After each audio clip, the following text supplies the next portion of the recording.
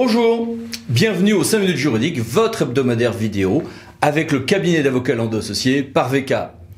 Auparavant, on se voyait 10 minutes ensemble tous les 15 jours. Nous passons à un format hebdomadaire, 5 minutes toutes les semaines avec, comme auparavant, un grand dossier qui dans quelques minutes sera expérimentation locale, le grand assouplissement, mais tout de suite, les brefs de la semaine. Le droit des procurations de vote continue d'évoluer, incitant les lignes, une modification, un arrêt décret, un arrêté, une instruction, vous avez tout ici. Grosse actualité sur la fonction publique, annonce de la suppression de l'ENA, revalorisation pour certaines catégories C, et toute une série de choses que l'on va voir passer rapidement. N'hésitez pas à mettre vos visionneuses sur pause, avec des suppressions de la limite au nombre de plantations concours, des précisions sur le fonctionnaire stagiaire, un guide sur l'indemnisation du chômage, une prolongation des aides aux apprentis, des règles sur le non-enrôlement de CDD pour motif disciplinaire, des précisions sur le principe d'égal accès aux emplois publics, mise à jour de la FAQ de la DGFP sur le Covid, encore prolongation donc de la suspension de jours de carence, limitation de la possibilité pour un candidat de jouer sur plusieurs centres de gestion pour ses concours, etc., etc., etc. Les déchets vont cesser d'être qualifiés de tels dans des nouvelles conditions fixées par décret. Et pour ce qui reste des déchets, une carrière s'ouvre devant eux au César, puisqu'ils auront une filmographie permanente, ils seront en vidéoprotection. Les déchets, terres excavées, sédiments auront par ailleurs une meilleure traçabilité et des plus fortes sanctions pour qui mal y joue. Les assemblées délibérantes ont des règles de convocation, notamment électroniques par défaut pour le bloc local. Oui, mais le juge vient d'interpréter ça de manière souple. Ouf, merci. Prolongation de certaines aides financières et ajustements financiers pour les SAD et prolongation également pour les demandes adressées au MDPH. Nouveau calendrier sur l'open data des décisions de justice avec le juge judiciaire un peu à la traîne. Et le référé liberté qui n'est pas le bon outil quand la règle que l'on demande, l'ajustement que l'on demande n'a d'efficacité que pluriannuelle, ordonnance du 27 mars 2021.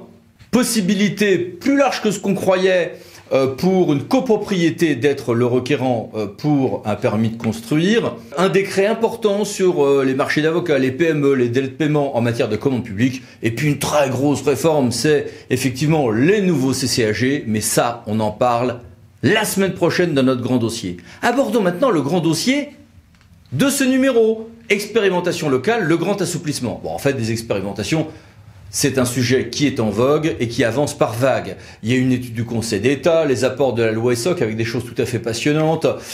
En fait, il ne faut pas confondre. La loi ou des textes réglementaires peuvent prévoir des mesures expérimentales, voire même sans entrer dans ce cadre-là, des ajustements ici ou là. Voici quelques exemples. Et là, on est notamment dans le cadre de l'article 37.1 de la Constitution. Et puis à côté, il y a l'expérimentation au niveau local. C'est le 4e alinéa de l'article 72 de la Constitution avec une loi organique. C'est cette loi organique qui va être assouplie. Parce que cette expérimentation locale aujourd'hui, elle est lourde, elle passe par une loi, il y a des actes dérogatoires avec un régime particulier, il y a des plafonnements de durée, il y a très peu de mise en œuvre pratique. Même celle sur le RSA qui a été réussie, ou à peu près, s'est arrêtée avant terme. La procédure est lourde, contrôlée et donne lieu à plein de blocages. Voici quelques exemples. Du coup, il est souvent d'ailleurs utile de contourner ce régime pour avoir des solutions opérationnelles. Alors, un projet de loi a été déposé, le Sénat a modifié ce projet de loi organique. L'Assemblée nationale n'a pas modifié le projet du Sénat, histoire qu'on puisse avancer un tout petit peu. Du coup, on va avoir là une nouvelle loi organique avec une procédure plus simple, plus d'autorisation préalable, une publication JO seulement à titre informatif, un maintien partiel du régime spécial de contrôle de légalité, mais pas de manière trop lourde, une évolution du droit sur les rapports au Parlement à ce sujet, plus d'issues qu'auparavant sur les suites données à ces expérimentations. Sur tout ça, quelques questions à un universitaire qui a beaucoup travaillé à ce propos. Bonjour Géraldine Chevrier. Bonjour à tous. Merci d'être avec nous. Et quels sont les points de cette future loi organique qui vous semblent positifs ou négatifs ?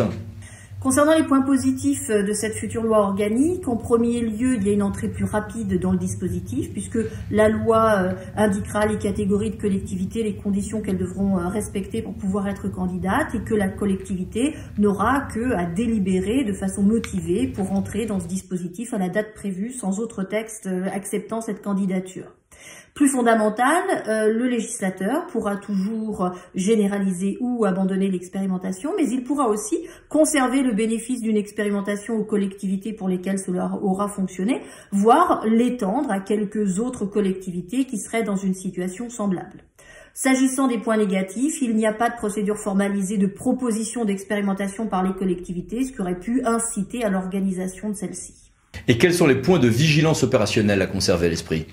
Les points de vigilance à conserver à l'esprit sont de deux ordres. Le premier, c'est de se souvenir que la collectivité territoriale va, lorsqu'elle va expérimenter, adopter des actes juridiques qui vont se substituer à la loi. Ça implique par conséquent d'avoir quand même une certaine ingénierie juridique. Le second est que si l'expérimentation permet de déroger au principe d'égalité sur l'ensemble du territoire, sur le territoire de la collectivité territoriale, les actes d'expérimentation devront respecter le principe d'égalité entre les personnes physiques et les personnes morales de ce territoire.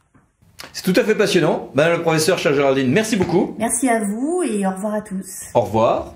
Au revoir à tous. Pensez à vous abonner et à bientôt pour une nouvelle vidéo. Les 5 minutes juridiques, parlons d'associés pour VK. Au revoir.